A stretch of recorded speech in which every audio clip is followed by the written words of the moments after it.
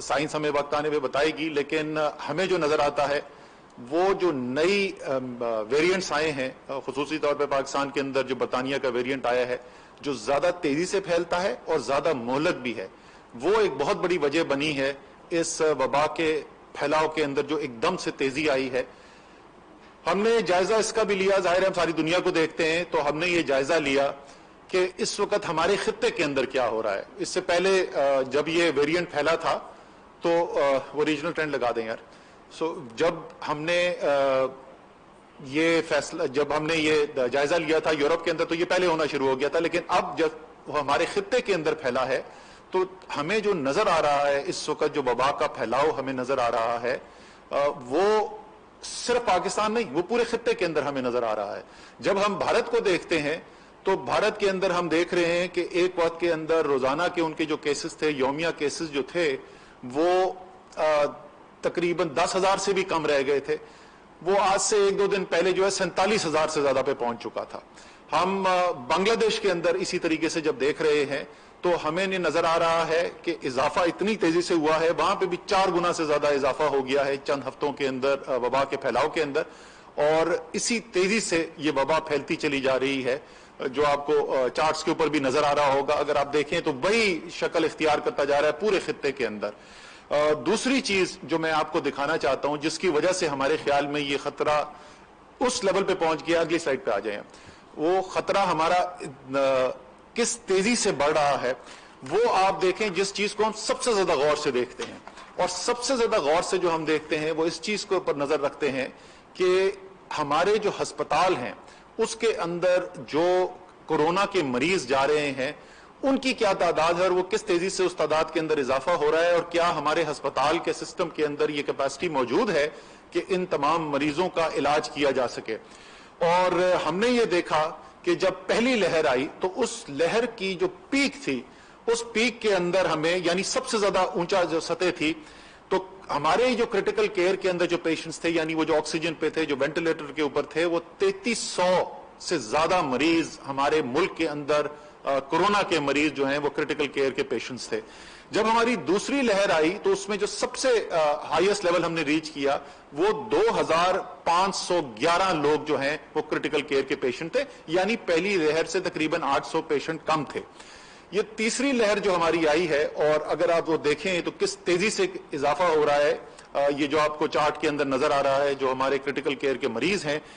हमारे मरीज इस वक्त कल 2842 क्रिटिकल केयर के मरीज कोरोना के पाकिस्तान के अस्पतालों के अंदर मौजूद थे। और उससे ज्यादा खतरनाक बात यह है कि सिर्फ पिछले 12 दिन के अंदर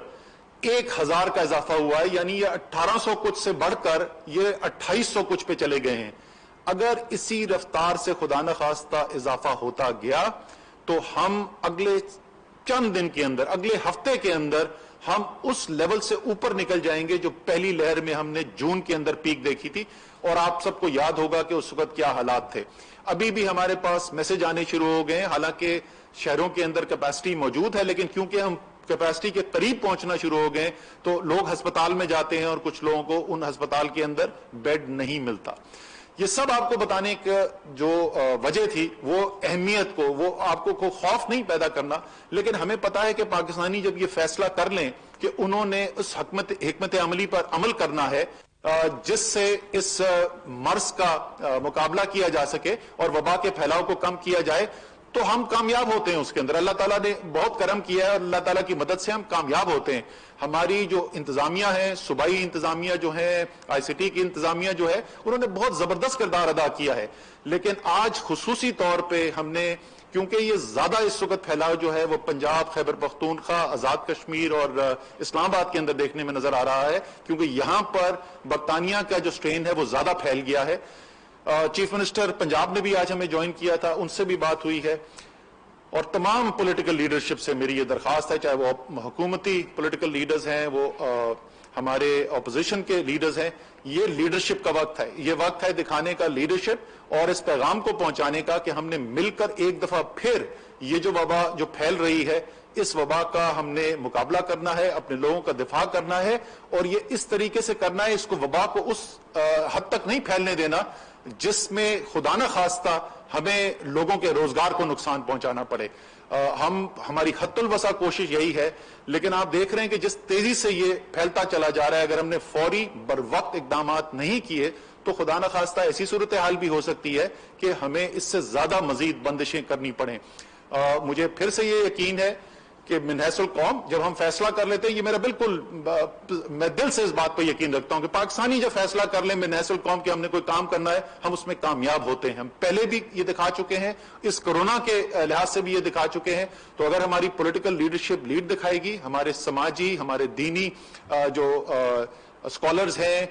وہ علماء ہیں, ہمارا میڈیا کا بہت بڑا کردار ہے, یہ اگر پیغام پہنچے گا اور انتظامیہ کے ہاتھ مضبوط کیے جائیں گے تو انشاءاللہ تعالی ہم وہ اقدامات کرنے میں کامیاب ہوں گے کہ یہ جو خطرناک صورتحال پیدا ہو رہی ہے اس پر قابو پایا جا سکے. لیکن جیسے میں نے کہا, یہ صرف اس وقت ممکن ہوگا جب ہم من حیث القوم یہ فیصلہ کریں گے, اور انشاءاللہ تعالی یہ ضرور کریں گے. پاکستانی,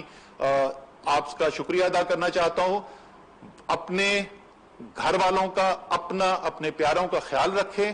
ہم ایک دوسرے کا خیال رکھیں گے, اپنا خیال رکھیں گے, دوسرے جو ہمارے قریب ہیں ان کا خیال رکھیں گے تو انشاءاللہ تعالی اللہ تعالی کرم کرے گا, اور ایک دفعہ پھر جو ہے ہم بہت زیادہ جو شدید خطرات ہیں ان سے بچ سکیں گے. بہت بہت شکریہ جی. وفاقی وزیر منصوبہ بندی اسد عمر